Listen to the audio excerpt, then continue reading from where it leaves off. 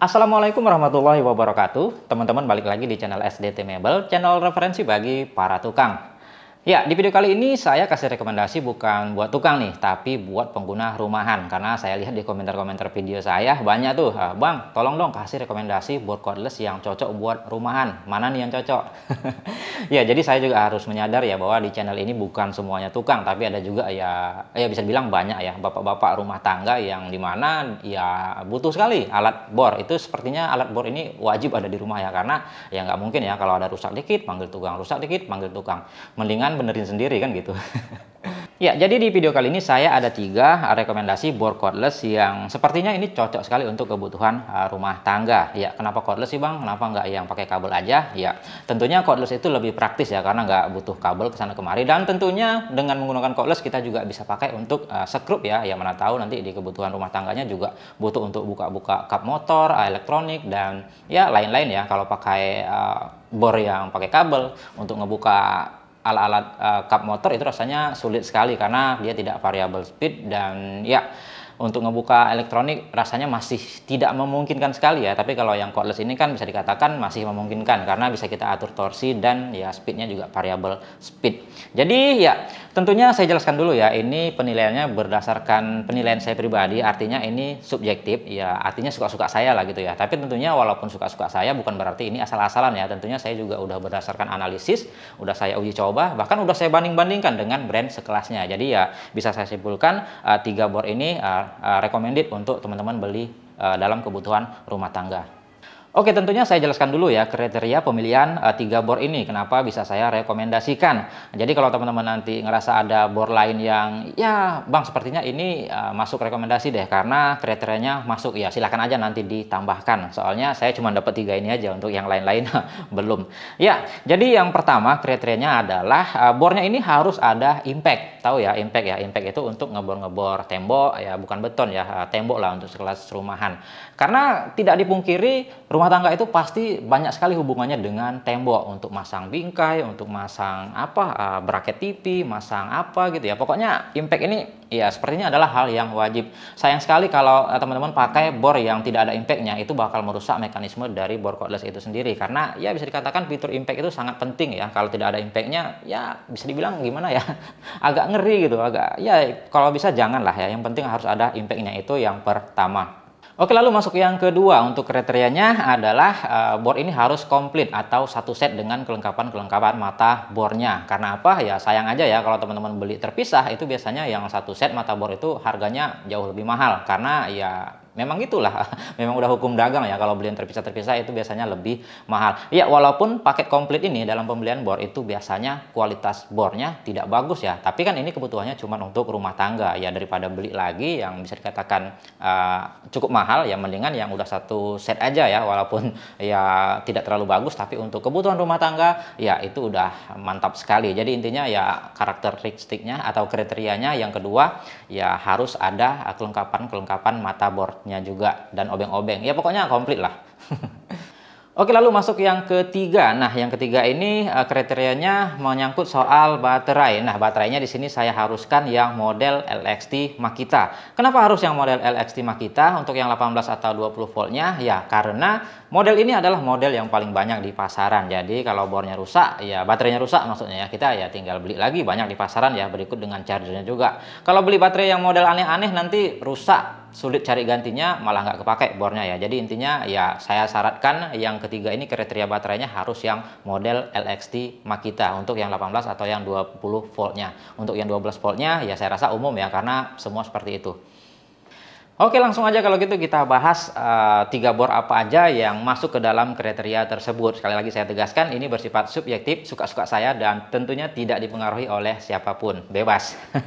Ya, untuk range harganya ini mentok di atas, yang ke atas maksudnya ya, itu 700 ribuan dan ke bawah 400 ribuan. Rasanya kalau dibikin sampai sejuta nggak worth it ya, cuman untuk kebutuhan rumah tangga aja. Ya, di harga 740 ribu di sini ada NRT Pro 740 HD yang bor brushless yang udah kita review barusan ya, baru beberapa lama. Dan ya, di sini bisa saya katakan ini adalah bor yang cocok sekali untuk kelas rumahan, buat yang budgetnya cukup ya, karena nanti kalau yang nggak cukup di bawahnya juga masih ada range yang lebih rendah. Ya, kita bahas dulu untuk NRT 740 HD HD ini.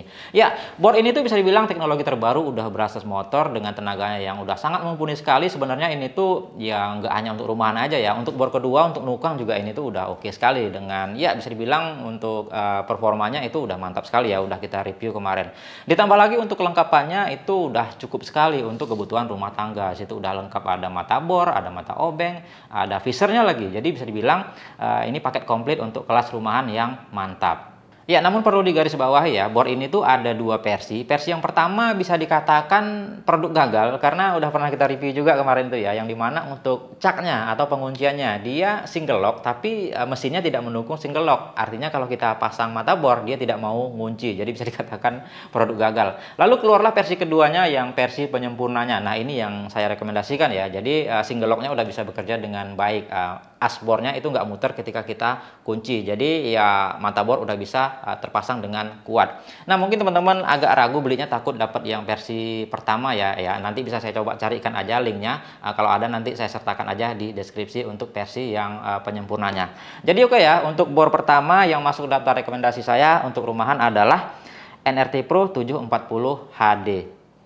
Oke, lalu yang bor kedua yang di bawah dari 700 ribuan. Ya, sebenarnya di bawah 700 ribu harusnya ada 600 ribu gitu ya. Tapi kali ini saya tidak bisa rekomendasikan yang di range 500 ribuan. Karena apa? Ya, bisa dikatakan fitur, performa, dan lain-lain itu udah disabet yang harga di bawahnya malah.